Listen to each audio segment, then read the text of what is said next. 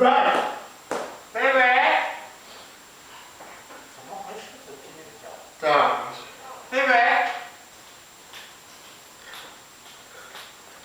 또 그거 가지고 있습니다. baby, 밥 먹어. GSA. baby. 밥 먹어.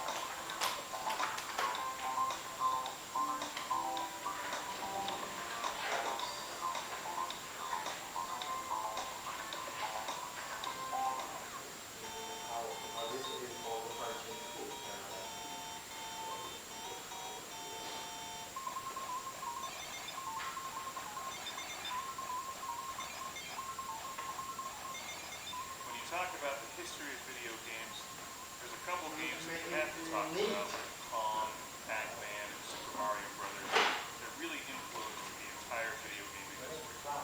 Xevious is one of those titles.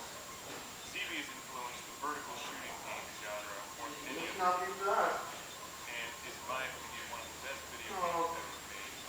An incredibly challenging, frustrating, and enjoyable all at the same time. This game was released in 1982 and is fortunately seen a comeback on Xbox Live. And I think Xbox Live is tremendous. Xbox Live Arcade, bringing back the old school games from the 80s, platformers from the 90s. And I can't say enough good things about Xbox Live. Not only does it bring back these great old school games, but it brings them back high definition. You can play them through your HDMI cable into an HD TV. It's just tremendous. Xevious is presented in its original native aspect ratio as you would have played it in the arcade, which is like a television laid on its side. Probably looks very familiar to those of you who have played games like Raiden, and there's so many games in this genre now. As a general rule, I think they're more popular in Japan than they are over here in the States. And I think that's unfortunate, because I personally like this genre a great deal. It's challenging, it's fun. As you know on this show, I love being the lone, daring starfighter against countless enemies and impossible odds on a questionable, vague mission. That usually doesn't matter anyway, because what's the point of this game is to get through it, to have fun, to rack up points, and to shoot things and watch them blow up. Xevious came out in the arcade in 1982 and has since been seen on game systems like the Atari 7800 and NES. And in fact, the original Classic Game Room reviewed the Atari 7800 version and a version for the PlayStation, which they remade. As you can see from the screen, we have two different weapon options. And that's one of the things that makes Xevious unique. But for starters here, you have your lasers, your twin cannons, bigger lasers, maybe they call them something else, and your bombs. So you have to shoot your enemies in the air, and also bomb the enemies on the ground. And they're all shooting at you from different directions. Oh, you need to try first one. Very challenging. What makes this game decidedly different from Raiden 3, for instance, which is one I recently reviewed, is that you can't power up your weapons to have this arsenal that fills the entire screen with your weapon. You're basically limited to the two weapons that you start with. Okay. I didn't know how to do it. So instead of getting a massive, huge shotgun burst of red bullets that most vertical games have, or a special weapon that you can use and eliminate all enemy fire when it's about to kill you, you really have to rely on some serious skill in dodging the enemy fire. Now, I generally forget the story of Xevious. You can find it online, I'm sure. But you do encounter a couple bosses as you continue on in your game.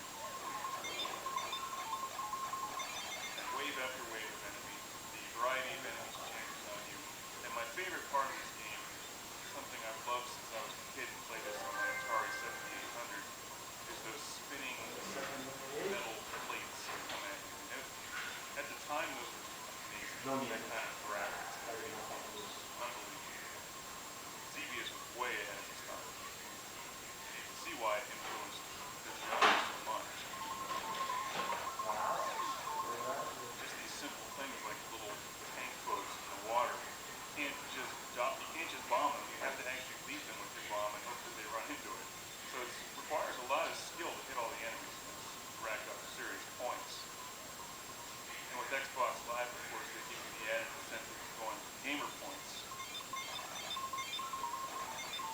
which are addictive and a lot of fun to collect for no apparent reason.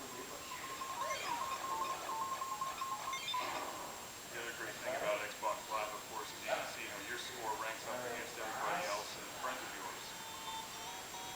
What's really incredible about Xevious is that this game came out in '82 and it really doesn't look any different than newer games today.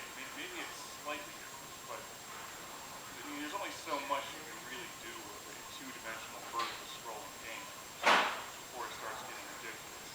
And I'm not a big fan of adding in all this three-dimensional polygons and crap floating all over the screen. I think keeping it simple like this is the way to go. That's why I like Xevious so much. Games are great for free.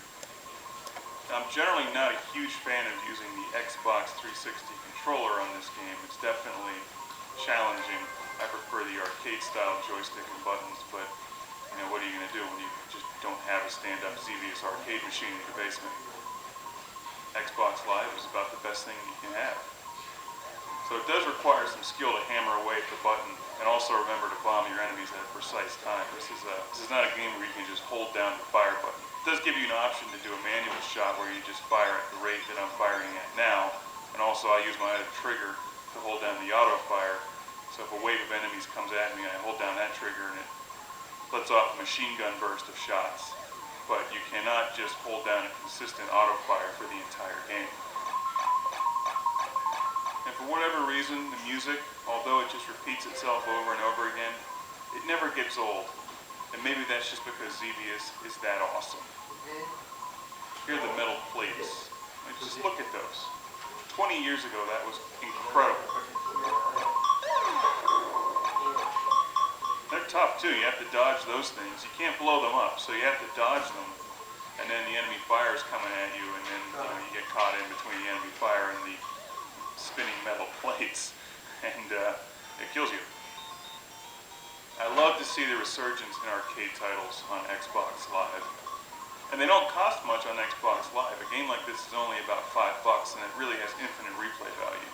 Even if you went out to find this for your Atari 7800 or NES, it would still cost you at least $5 or $6 when you add in the shipping cost. So, you probably end up finding it on eBay, for instance.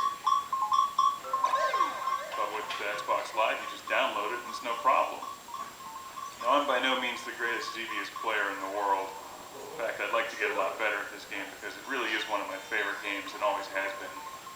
Just need to find the time to sit down and get back into it. One of my favorite game systems is the Atari 7800, and that's one that I grew up with and had when I was a kid. And Xevious was up there with Robotron 2084 as my favorite game on the Atari 7800. I played it for hours and hours and hours and hours. And I'm glad to see that there's still a lot of interest in Xevious today. If you like this genre, you've never played Xevious before, you owe it to yourself to pick this game up on Xbox Live or the 7800 or the NES, and you've got to play Xevious. If you're really hardcore, you can go out and buy a real stand-up coin-op Xevious machine like they would have had it in the arcades in the 80s, and you can put that in your living room, in your house. And your wife can come home and be like, "Where's all the furniture?" And you're like, "Well, I put it outside because we got a Xevious machine." And she may start to get red and get mad at you. Well, why do you need furniture when you have a Xevious machine? The whole point is to stand there and play Xevious. I mean, it's only common sense.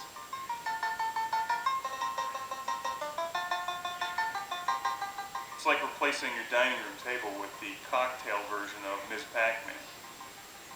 you can eat on that Ms. Pac-Man machine and play Ms. Pac-Man at the same time. Hell, it worked at Pizza Hut.